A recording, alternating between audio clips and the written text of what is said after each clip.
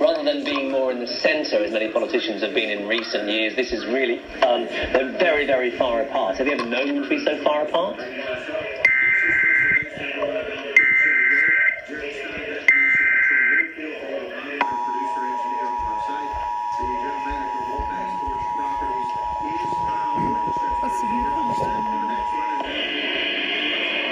The National Weather Service in Sullivan has issued a severe thunderstorm warning for southeastern Rock County and south central Wisconsin, southern Walworth County and southeast Wisconsin until 6:15 p.m. At 5:30 p.m., National Weather Service radar.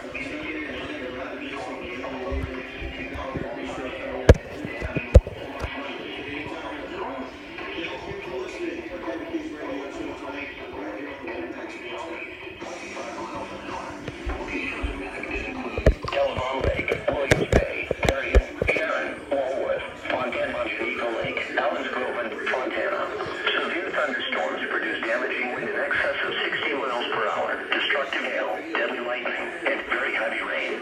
For your protection, move to an interior room on the lowest floor of your home or business. Heavy rains flood roads quickly, so do not drive into areas where water